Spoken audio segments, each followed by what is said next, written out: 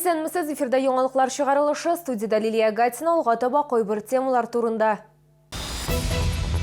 Коронавирус белән авыручылар саны кимүгә таба бара. Тәүлек дәвамында 3 шәһәрдәшебезгә COVID-19 диагнозы куелган.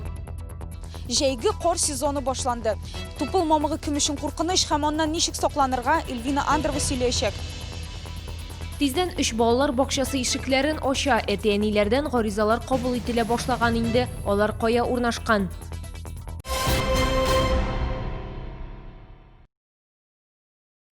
Узган тәүлектә Татарстанда коронавирус белән авыруның 55 яңа очрагы ачыкланган. Бу хакта коронавируска каршы көрәш буенча республика штабы хәбәр итә. Шулай итеп, республикада COVID-19 белән зарарлану очракларының гомуми саны 3720-гә җитте. Шулда 3 яңа очрак теркәлгән. Коронавирус диагнозы барлыгы 579 шәһәрдәшебездә расланган.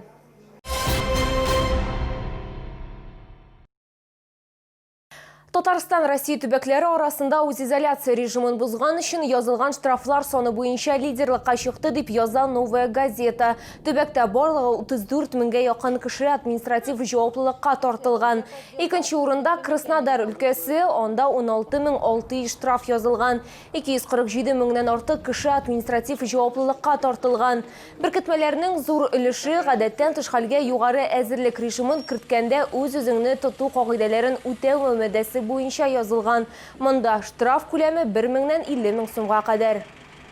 БДИ нәтиҗәләреннән башка югары уку йортына керү өчен гаризаларны 20 июньнән бирергә мөмкин булачак. Шул исәптән дистанцион рәвештә дип белдерде Россия Федерациясе премьер-министры. БДИ тапшырганнан соң нәтиҗәне күрсәтергә мөмкин диде Мишустин коронавируска каршы көрәш буенча хөкүмәт каршындагы координацион совет президиумы утырышында. Ул искәрткәнчә, быел дәүләт йомгаклау аттестациясе һәм БДИ бүленә.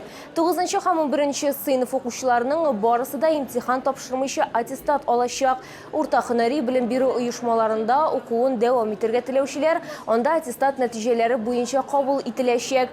Югары белем алырга теләгән чыгарылыш укучылары БДИ тапшыра ала. Моның өчен 736 меңнән артык укучы теркәлгән.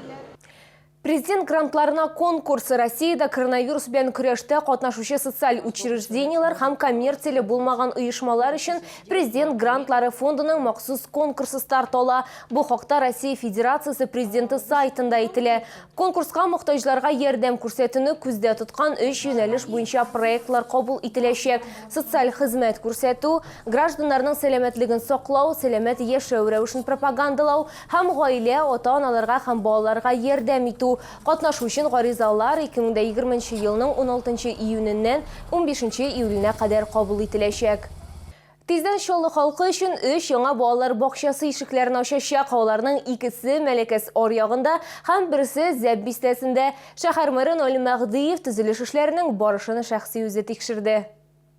Мэр беренче булып Мәләкәс аръягының 25 микрорайонында урнашкан Шоян балалар бакчасын карап чыкты. Подрядчы ышандырганча, объект 85%-ка әзер. Анда 220 кечкенә шәһәрдәшебез йөри алачак. Учреждение мөдире хәбәр иткәнчә, бакча 12 төркемгә исәпләнгән, шуларның 6-сы ясли яшендәге балалар өчен. На сегодняшний день уже 171 заявление зарегистрировано. Родители присылают по электронной почте мне заявление. Я отправляю им обратное письмо о том, что зарегистрировано заявление, каким номером, какой датой. Наил Мәгъдиев 22 комплекста төзелүче Дуслар балалар бакчасы төзелеше белән дә танышты. Хәзер биредә 110 кеше эшли. Объектның әзерлеге 65% тәшкил итә. Бу балалар бакчасы шулай ук 220 балага исәпләнгән. Биредә 12 төркем оештырылачак. Направлено у нас по электронной очереди 163 ребенка. Уже? На сегодняшний день, да, уже. На сегодняшний день 80 заявлений принято.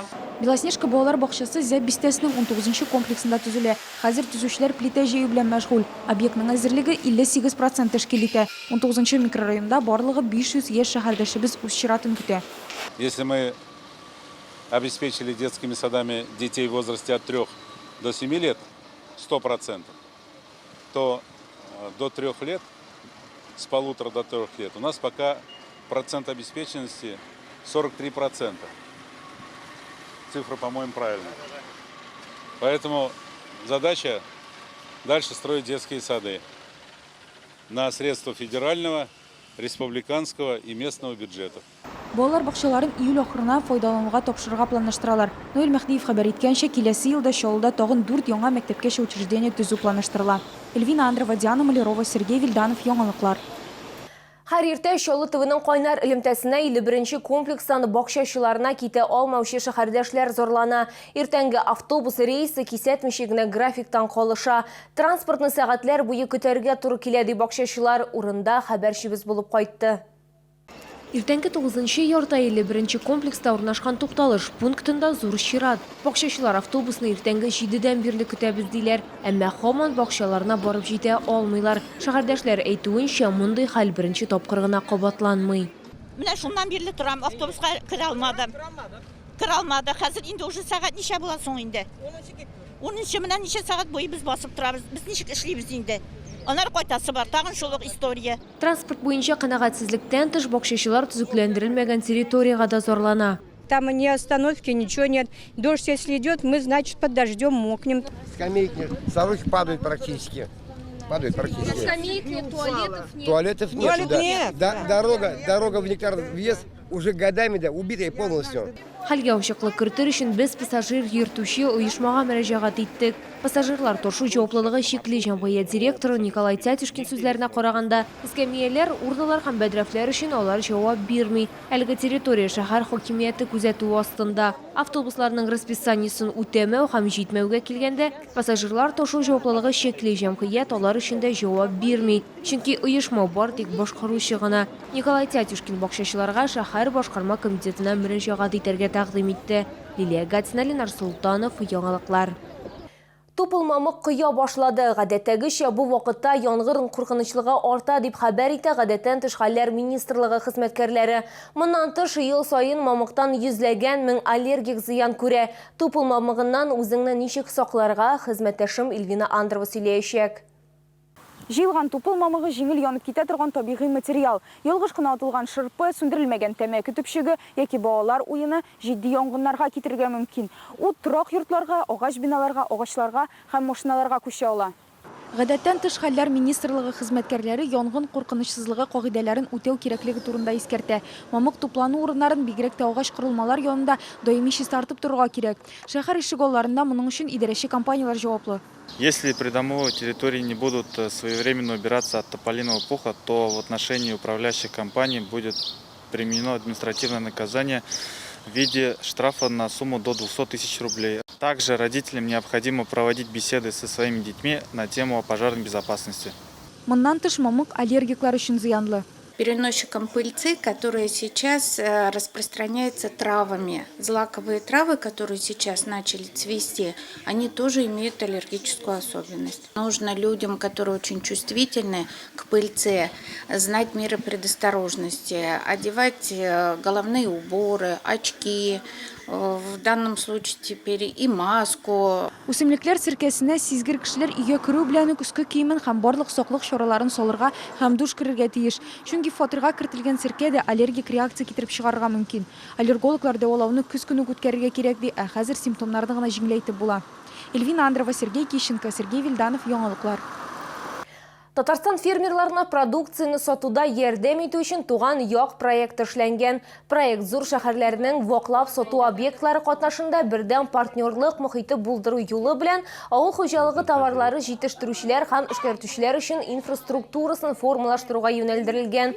Моннан тыш проектны гамәлгә ашыру шәһәрлеләргә яңа фермер продуктларын йорт яны кибетләрендә дә интернет аша да арзан бәядән сатып алырга мөмкинлек бирәчәк.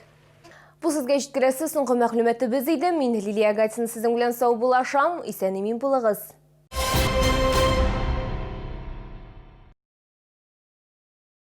Ищите альтернативу банковскому вкладу? Инвесторы компании «Талан» получают до 14% годовых. Хотите также? Звоните 919 919. Предложение действительно до 15 июня. Болгарская ведунья – дипломированный специалист. Высокоэффективный старинный заговор от пагубных пристрастий по фото. Приворот – возврат любимых людей. Благодарность после результата. Запись по телефону в Челнах 21 65 06.